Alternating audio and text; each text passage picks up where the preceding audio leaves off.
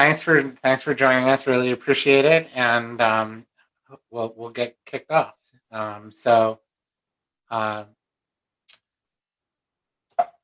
just want to start this session with some quick introductions. As I said, we'll do an intro to the platform.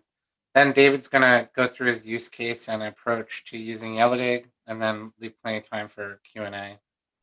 I just want to introduce David quickly and allow him to talk about himself as well, but he is the Campbell Chair in Technical Communications and professor of English at Clemson University. He's been using Yellowdig for a while now and has some good insights. David, if you want to add anything to that, please do. Sure. Let me just say also that I've been working with students in discussion forums and boards and so on for almost 25 years now. It keeps changing all the time, and thankfully I've settled in with Yellowdig and I'm very happy about it after all these years. All right. As for me, I'm Yellowdig's head of client success. My background is all in psychology and education. I help a lot with designing the product, and I talk all the time with our instructors to find out what's really working best. In a lot of these situations, I like to just try to get out of the way and let them, give their own opinion. So a lot of what David is talking about today is completely outside of, or I'll be hearing it for the first time as he's going through.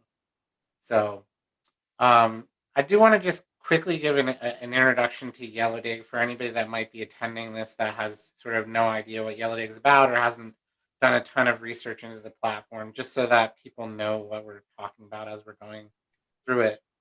And so the first thing is that Yellowdig as a company and our product is built around the idea of creating active learning communities. And a typical large classroom situation on ground, or maybe even online, often feels like sort of the left-hand picture there, where all of the students are facing towards the instructor. There's not a lot of communication between the instructor and the students. It's more from the instructor to the students. And there's also not very much interaction amongst the community members themselves, with maybe the exception of a few minutes in the hall before and after a class. I did my undergrad at Penn State and actually sat in that lecture hall there. And the experience is what it is, but certainly students benefit a lot from having the ability to talk with one another, network together, and interact a little bit more with their instructors in between course sessions and things like that. Here's a image of what Yellowdig looks like. It's a single scrolling design. It's really designed for active learning. Our platform is a gameful platform, so it helps change student behavior, get them to visit more often, take part in more meaningful, higher quality conversations. And that's what a lot of our goal is. It's also a very data-driven platform, so we do surface data to instructors to allow them to know more about what their students are doing, and to be able to see how their own teaching habits and approaches to teaching change that student behavior. We do at this point have quite a lot of experience doing this. We have about 1 engagement per second every day, all day on average. On our platform, we're working with over 100 institutions in a wide variety of different subjects and departments. And we've really focused a lot on the impact that we have on student engagement, on reducing students dropping courses, and on building real student satisfaction across a wide variety of institution types. And so today's webinar is one opportunity for us to talk with David here about applications specifically in English departments, or in writing, and things like that. And so at this point, I'm just going to turn it over to David and let him tell you about his use case. Okay, thank you, Brian. And I'll just cue you when I'm ready for the next slide, okay? Sounds good. Thanks for attending, everybody. As Brian mentioned, I'm at Clemson University, which is in South Carolina. I've been here a little over 10 years. My background in English is in rhetoric and the teaching of writing, writing across the curriculum, that sort of thing. And Clemson has long been very interested in writing across the curriculum, writing in the disciplines and that sort of thing. And that's one of my areas of specialization.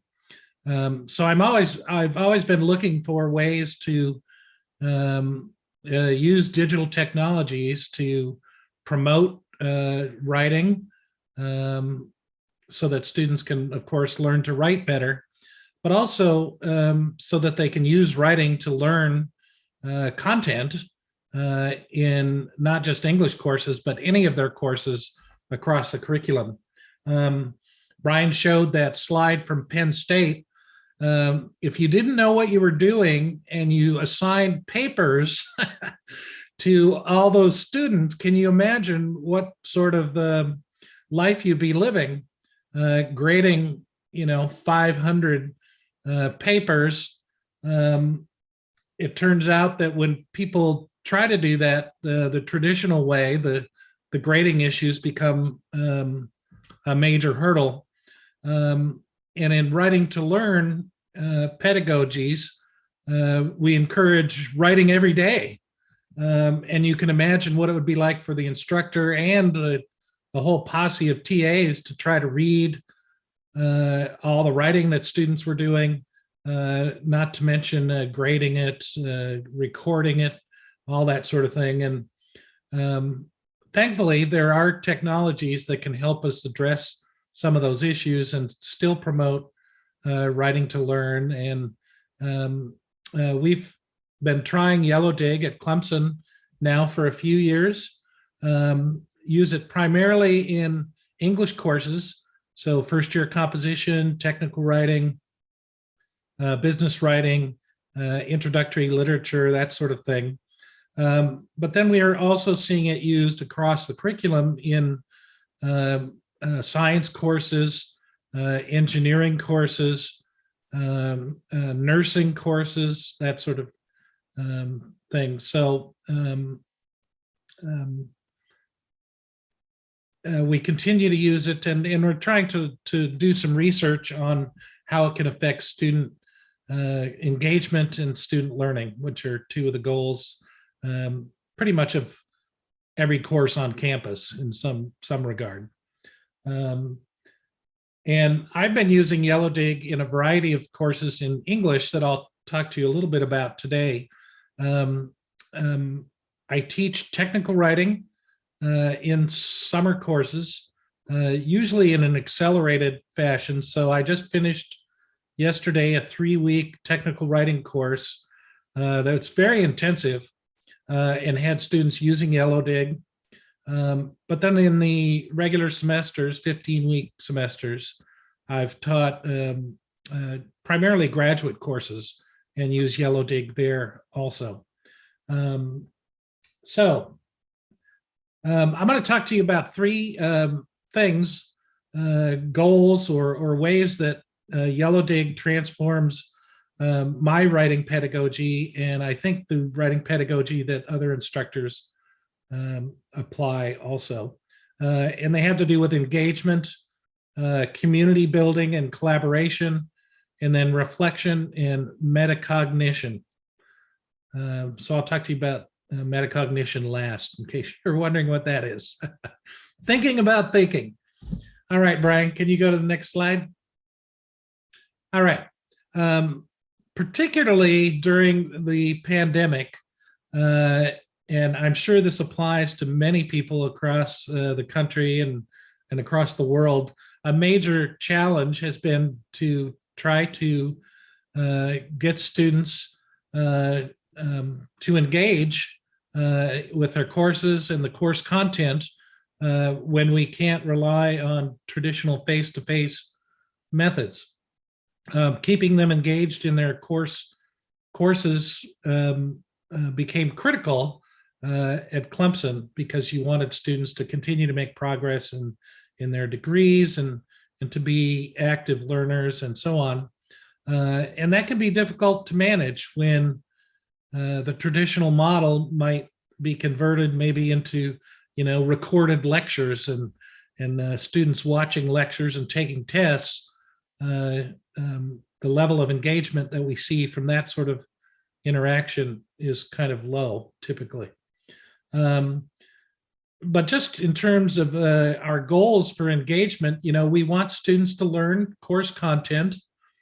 We want them to take that learning and connect it to their learning in other courses. That's another way of enriching engagement, so they're seeing connections across their curriculum. And then to connect also that learning to experiences beyond the classroom, both personal experiences and professional experiences. So if they're, interning at an engineering firm, they can take what they're learning in technical writing and writing about and connect it to their internships in other courses and other situations, that sort of thing. And so in order to improve student engagement, I've adopted many of the recommendations that the Yellowdig folks give us in their nicely developed pedagogical materials. Originally, when I used discussion forums, I tended to be much more directive, and I would give students topics, very specific topics, to write about each week. That never worked very well for a number of reasons, but students would typically respond to a topic as if they were responding to me, and they were doing it for a grade, and they wanted to get a score on their response. They would write their responses at the last minute, right before they were due. And even though I encouraged them to discuss their responses with each other, there was no time for that because the next topic had come out. So they didn't discuss their writing at all. And they were only engaging with me as the instructor. And that's not what I was looking for. And the students don't typically enjoy that also. Nope, I have some mad dogs running around the house. They'll quiet down in a second, I hope. So I took a less directive approach and just encouraged students to write about topics somehow related to the course. And that was about as specific as I got. So they could choose their own topics. I set up periods during the course that were usually a week long. And so students were encouraged to post early in the week and then to accrue accolades from the instructor where I can reward them with extra points to get reactions from fellow students, emojis, that sort of thing. But then also to encourage other students to comment on their posts, and they could gather points that way. And that less directive approach worked really well. It opened space for engaging topics not covered in the class, so students can start to connect to other aspects of their experience and their learning. It rewards students for posting interesting ideas, for connecting their learning to other work and so on. This screenshot here to the right is from a history of rhetoric course. Students are writing about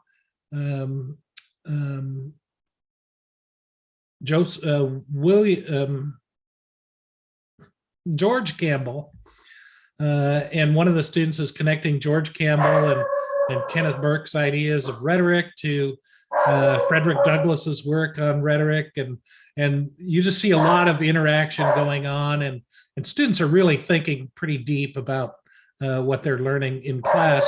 We never talked about this in the actual class sessions, which were synchronous. This just went on outside of class. So let's go to the next slide, Brian. We want students to engage with course content, connect their ideas with what others have written, both in Yellowdig, but also in the course materials. So here's a student writing about George Campbell, who's a 19th century British rhetorician and literary scholar. This is just a small snapshot, but typically the back and forth among the students would generate, 10 or 20 comments and responses. So there'd be this extended discussion.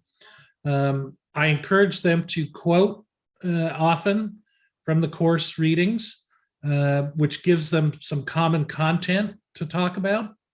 And that makes it more accessible to everybody. So they're not just completely going off on their own tangents all the time, but they're trying to connect what they're reading with their ideas, and then sharing what they're kind of zooming in on with others, and then other people can interpret those quotations however they want.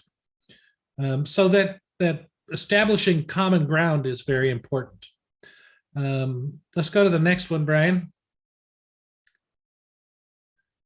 We also want students, of course, to engage with the world, to apply what they're learning in your courses to aspects of their own experience.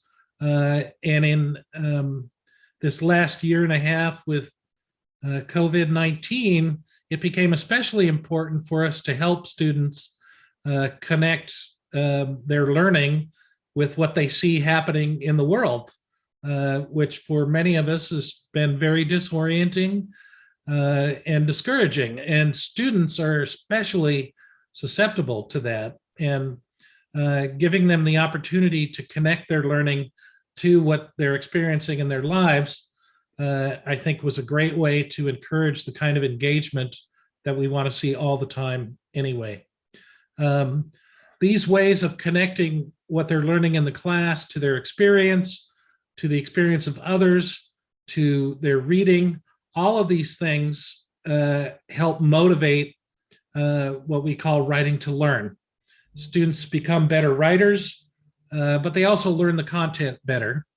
And it creates what we call active readers. They're not just passively reading text, trying to glean some facts so that they can pass a multiple choice test, but they're trying to put what they've read into different contexts and to interpret it and think about it and talk about it with others.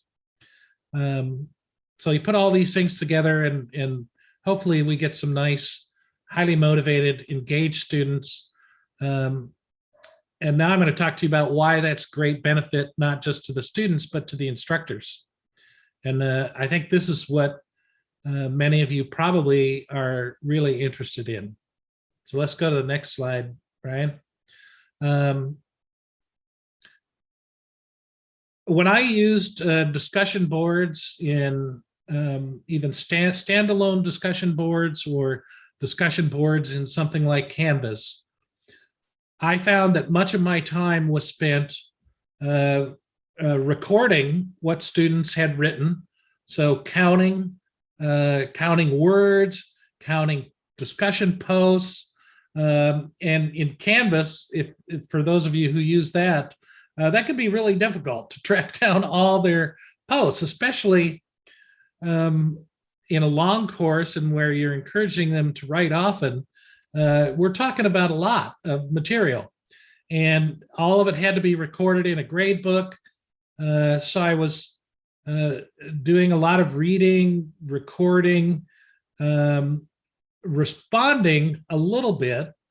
Most of my responses were focused on justifying their grades or explaining why they got a particular grade.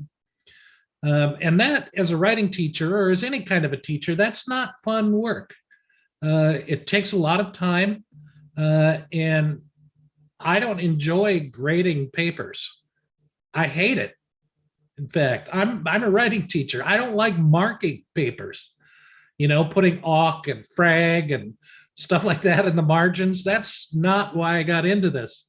But I do like reading what students write, and I like reacting and responding to what they write, and I like rewarding them for things that they do well. Yellowdig has enabled me to focus much more on reading, reacting, and responding to student work.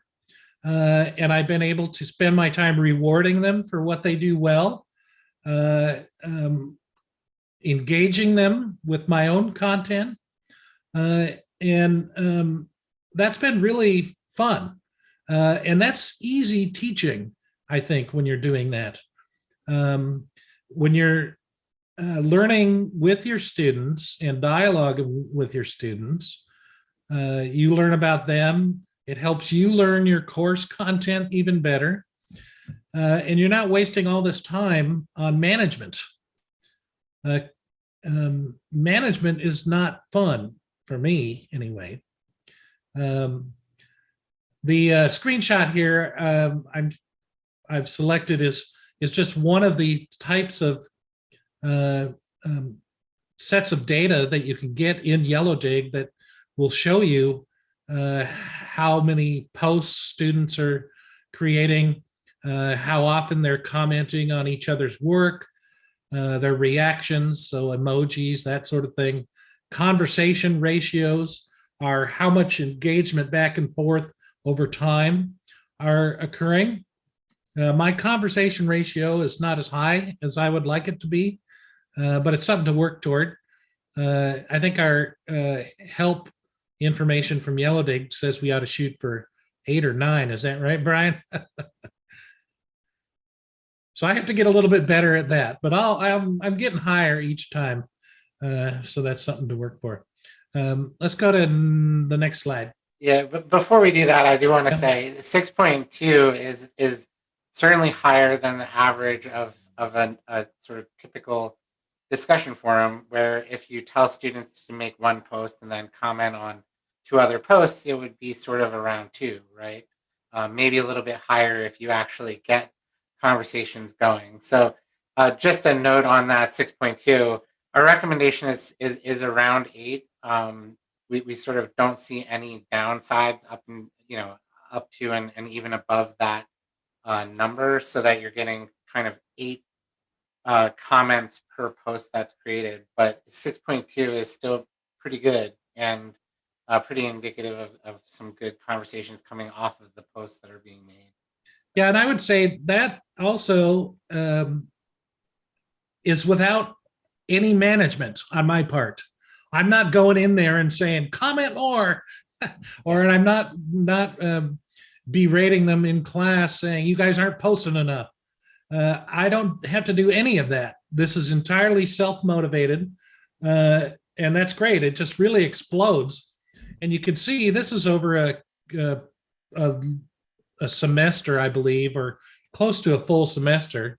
155 posts, so about 12 per student. It was a fairly small class, but almost 1,000 comments, 3,635 reactions. Students, I found, tend to game the reactions a little bit because I give points for reactions, and I've had to tell students to back off. They don't have to react to everything that I post with a thumbs up. I mean, they'll give out 150 reactions to everything. They love it all. A bunch of hearts and thumbs ups, that sort of thing. But they have fun with it. I don't worry about it too much. Let's go to the next one. Okay, this is just another screen. This is more recent, showing some more data that you can get about the Yellowdig engagement and conversations that are going on. This is from a course that I just finished teaching. And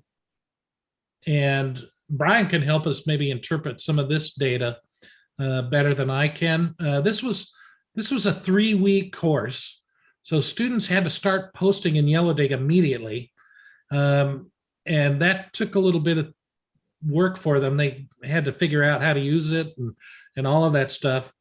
And then by the second week, they were getting close to wrapping things up. So, what do you see in these scores, Brian? Anything interesting?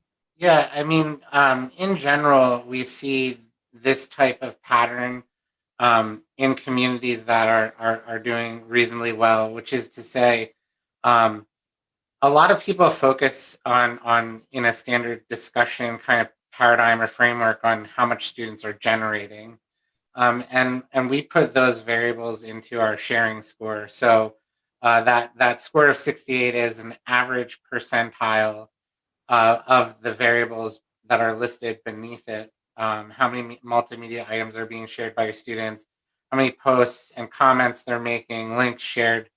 So this is all generative behavior, how much students are putting into the community. And you see two other score areas, a listening score and interacting score.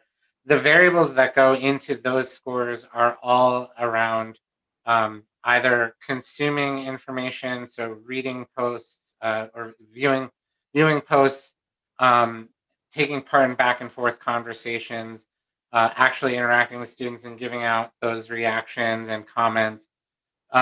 Those other two scores are most often high when students are voluntarily coming back to the community more often, interacting with more students, and consuming more of the content that's on there.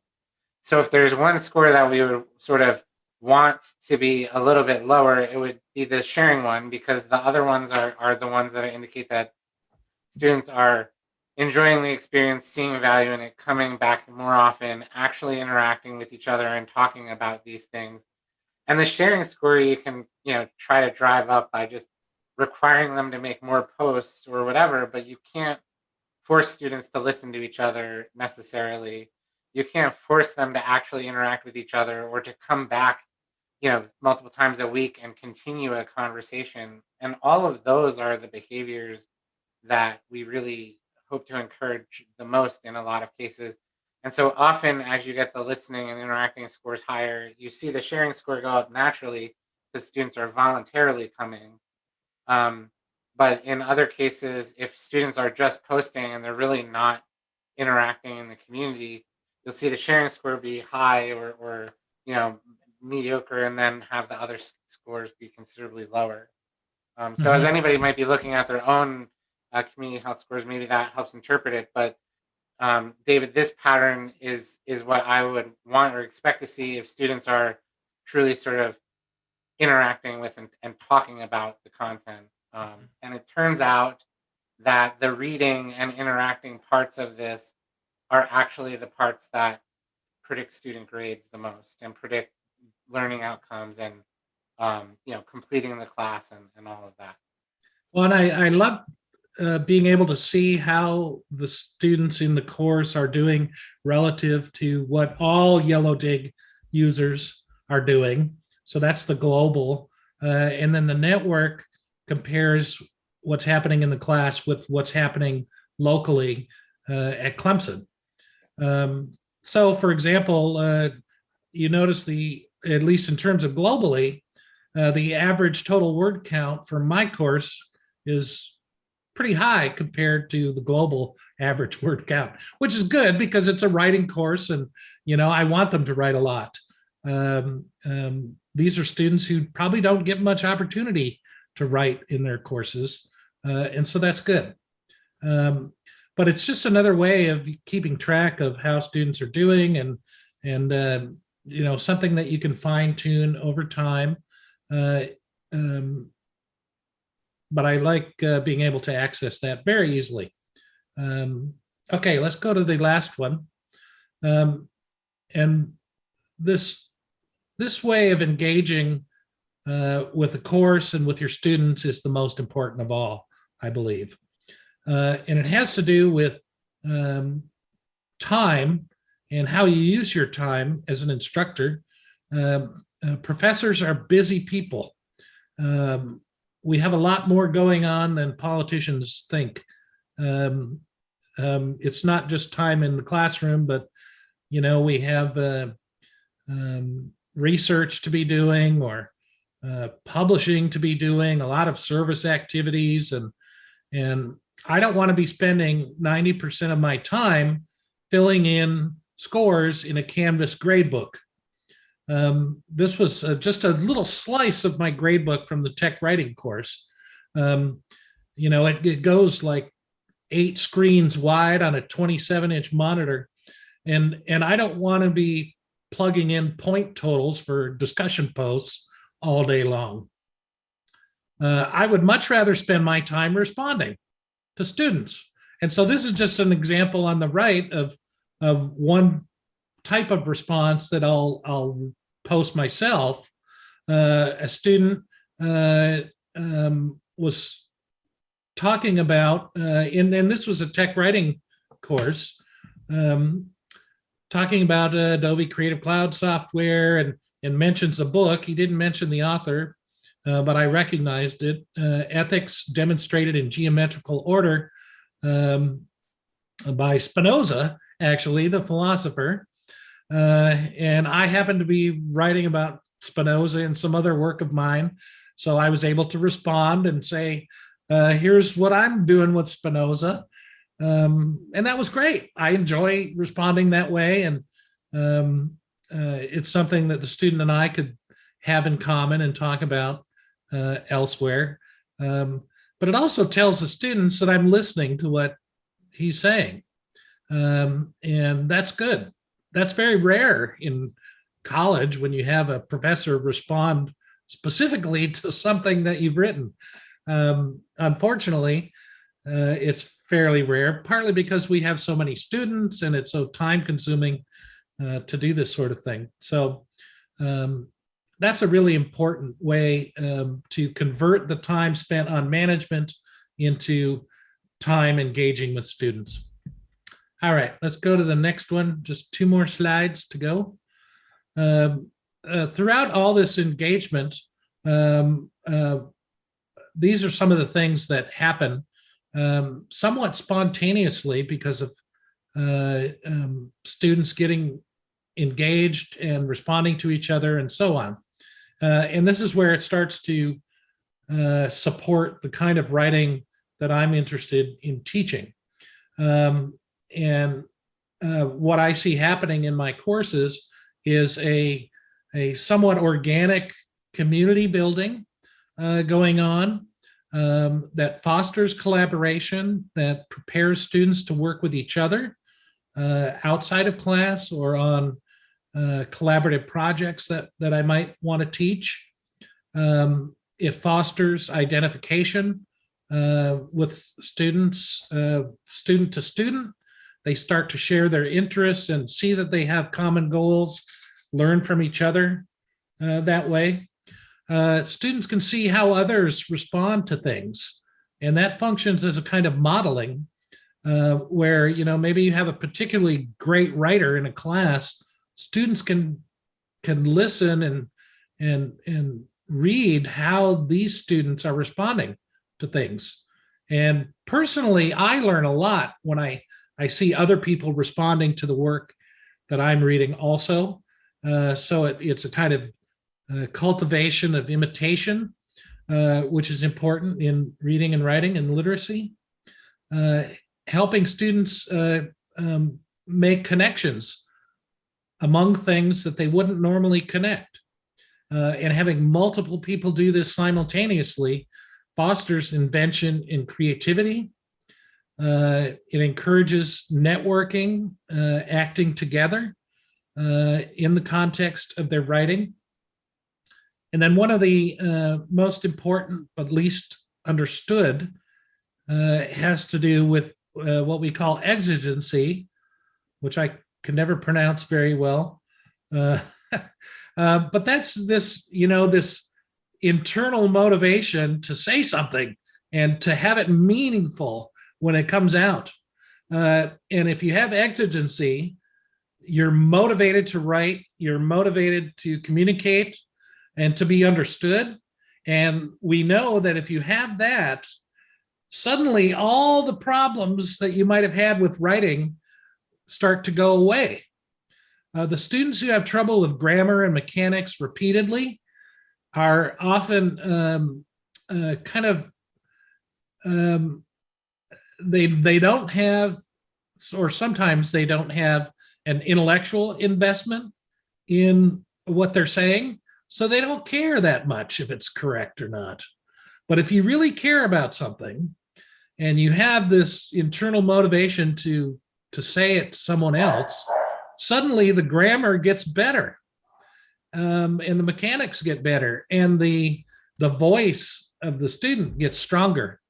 And we know that if you have exigency, that's when you learn to write. And without it, you're just rehearsing, doing a kind of rote learning that doesn't do anybody any good.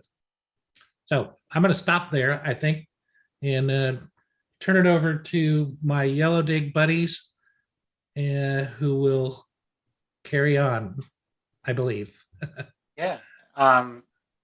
Thanks, David. That's all really interesting. I definitely have some of my own questions or comments that I'd like to get your reactions to. But I do want to make sure that we open it up to the floor and make sure that anybody in the audience that wants to ask a question has a chance to do so. And if I don't see any in a second, I'll just I'll plan to ask mine, and we'll pick some more up hopefully in a minute. I did forget to do the last slide, but I'll let people read that. It's kind of self-explanatory. There we go. Yeah, okay. I thought you maybe were skipping it on purpose. I didn't. Oh, no. I did have a tech writing student say this just last week. I really like Yellowdig a lot and think every class should have this. It is extremely helpful and fun to use. That's a good comment from a student who had just started it. But in some ways, it's expressing that exigency that I just was talking about. That it was fun, and he was writing and learning. And that's exactly the way it should be. And the quote from Montaigne is about this idea that people think they have a lot of great ideas, but they just are not eloquent enough to express them. That's a bunch of bunk. You may think you have good ideas, but until you start writing them down and communicating them, who knows what they are. And Yellowdig gives you the opportunity to, encourages you to get them down on paper and find out what it is that you're thinking, and then to reflect on that too. And that's what we mean by reflection and metacognition. Reflecting on what you say and write is one of the first steps of learning to write better. So that's all I had to say about that. I'm ready for questions. And I was going to say, I'm missing a couple of windows, I think, behind my presentation. So I'm going to jump out of that quickly.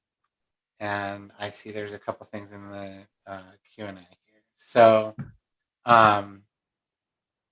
in a traditional face-to-face class, do you separate Yellowdig grades from class participation grades, or lump these together under a class participation grade? I don't include a participation grade in any of my courses, partly because it's pretty difficult to measure and it's very subjective. And so the Yellowdig grades are a significant portion of the course grade. I think in the tech writing course, it was 20% of their course grade, which is substantial. It was as much as a major project would be in that course. And what's nice about Yellowdig and Canvas together is that the goals that I would set for students in Yellowdig for each period, which were a week, that would automatically feed back into Canvas. And so students could tell how they were doing in Yellowdig, but they also, that would automatically update in Canvas so they could see how their percentage was relative to the goal of earning 200 points for the semester. And so that kind of just took care of itself automatically. I do it the exact same way with grad students, and it seems to work just as well. Grad students, of course, are a little more self-motivated than undergrads. However, they're really good at playing the game stuff, and they can get sneaky about it. But they're also very self-regulating. If one gets sneaky about it, the others will call them out on it. And so I don't have to worry so much about participation then, which is tough. But I can just have the participation quantifiable in a specific way, and that seems to work really well. Yeah. I assume that some of that was in response to Amy's previous questions. She said, related to playing the game, do you ever take away points from students? I've never taken away points from students, but we have that option. It would be fairly severe to do that, I think. But I've been very tempted to do it. And it has happened usually near the end of a course where students, 90% of the students have achieved all they could possibly achieve in Yellowdig, but there's one or two stragglers who blew it off for most of the semester, and they're trying to get as many points as they can at the last minute. And so they start posting ridiculous things that have nothing to do with the course at all, even remotely. And I've been tempted to take points away from them. However, students who wait that long and start to try to game the system that way, they're already bombing on Yellowdig points anyway. They're going to get, a D or an F in that portion of their grade. And what little cheating in quotes they might try to do at the end doesn't make any difference.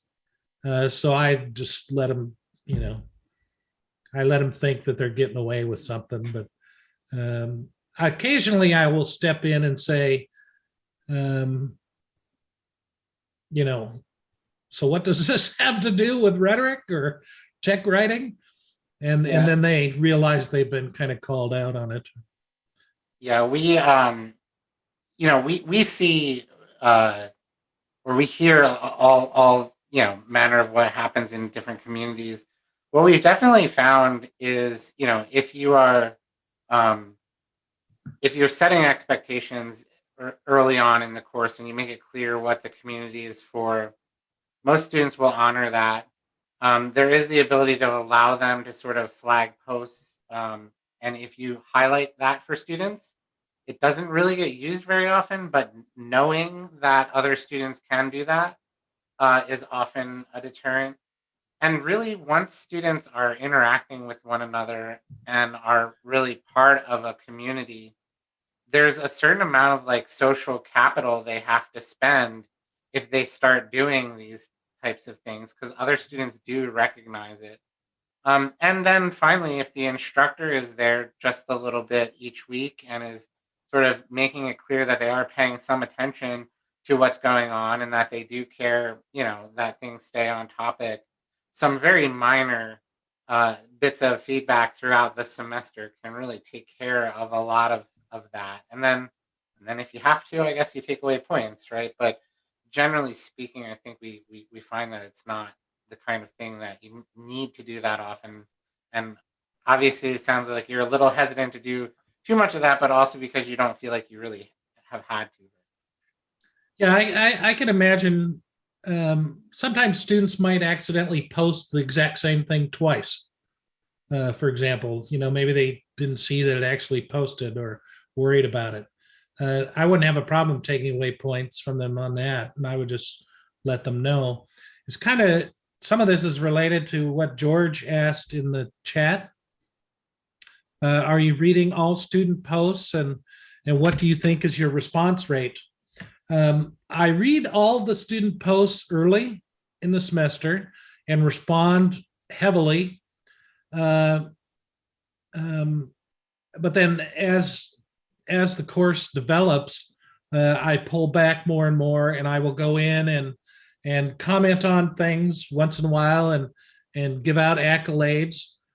I end up, as an instructor, you earn points also. I'm one of the top point earners the first couple of weeks, but by the end of the semester, I'm getting a D. Because I don't want to butt in all the time deliberately, because I don't want them just responding to me or perking up when I come into the conversation. But I do it often enough, as Brian mentioned, to just let them know that I'm engaged and reading and that sort of thing, which seems to work pretty well. I do try to skim most things just to make sure there's nothing really weird going on. But I also, as Brian mentioned, rely on the other students to self-regulate and self-police if something strange happens. We do talk early in the semester about decorum and professional communication, and that there are some principles for how to respond in public, forums like this. And so we have a good conversation about what creates healthy dialogue in these sorts of situations. For example, if you're responding in a thread, and all the students kind of bring this up when we kind of form our own guidelines, it's good to try to keep the thread going, not to just, short circuit the thread and go off on a tangent that's completely different from what people have been talking about in a thread. That happens on email discussion lists all the time. Somebody says something really cool and the conversation's going, and then somebody jumps in and says, "Oh, by the way, did you see that ball game the other day?" And the whole thing dies. We also talk about Nophaedras responses. Phaedrus is Socrates' interlocutor in the dialogue Phaedrus by Plato. And Phaedrus, Socrates will say all these amazing things about rhetoric and love and madness. And Socrates is not much of a participant in the dialogue. He'll say things like, "Oh, how true, tell me more." Or, "It seems so, Socrates." It's a one-way conversation. Socrates is doing all the talking and thinking, and Socrates is saying things like, "Well, I thought I understood, but can you repeat that for me?"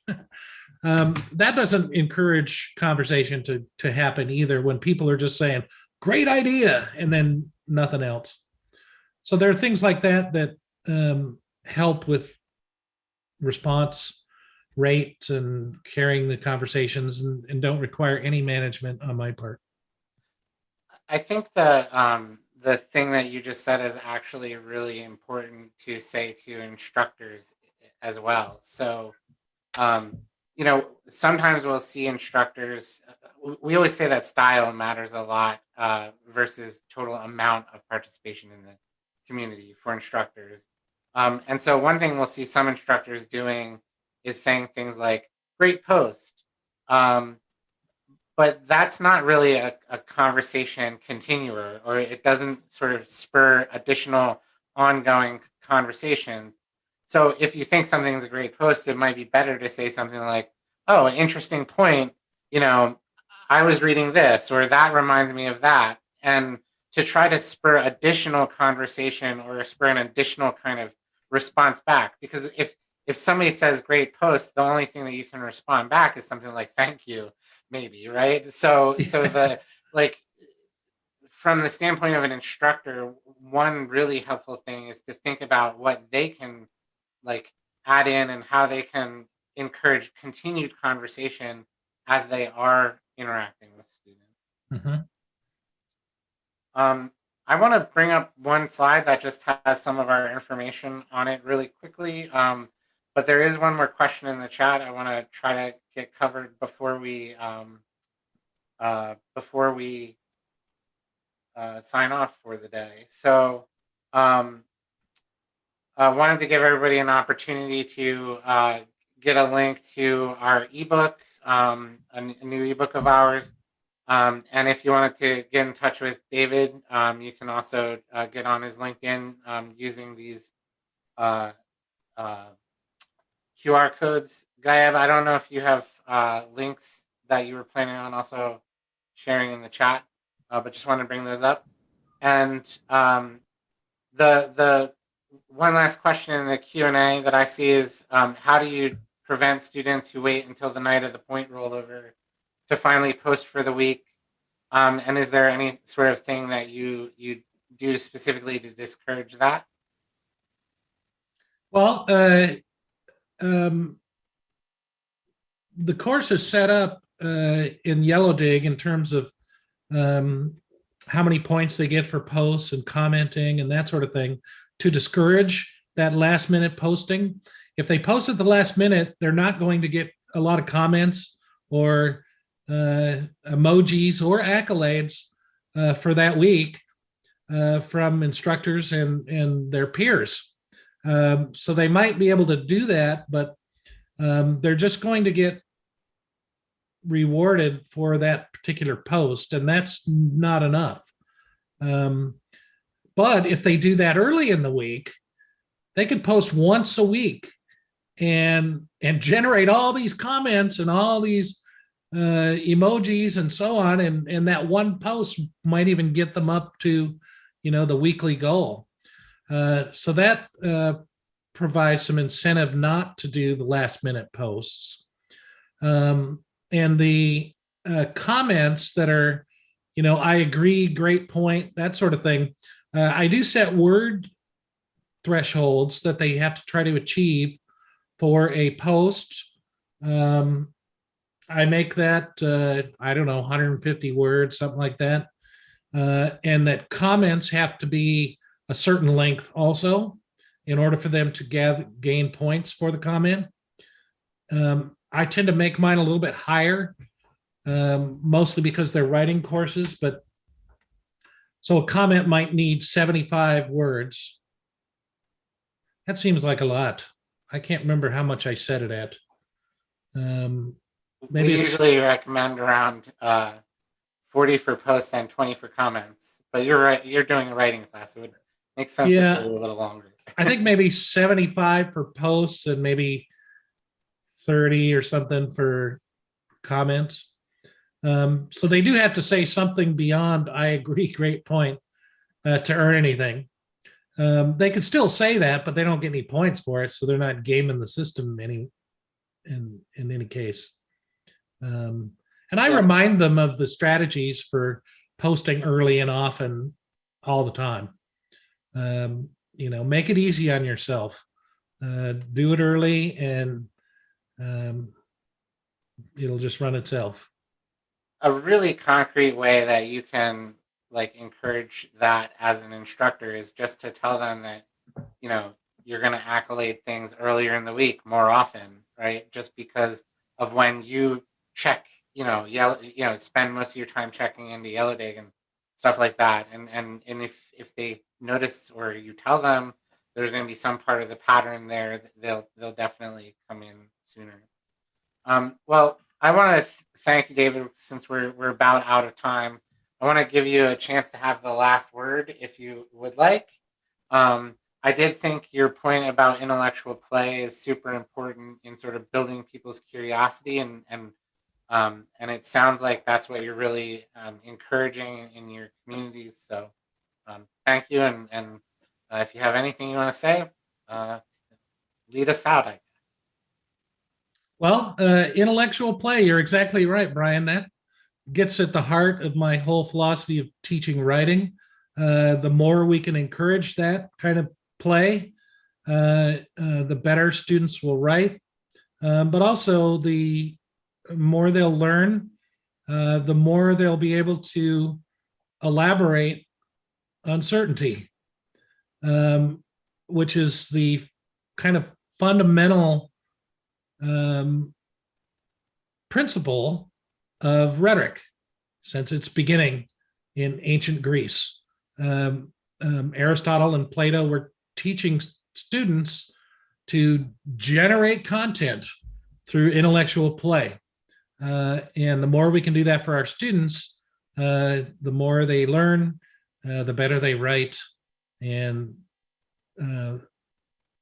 all kinds of good things come from that. So thank you for all for coming. I put my email address in the chat box. If you want to email me, that's fine also. All right. Thank you again, David.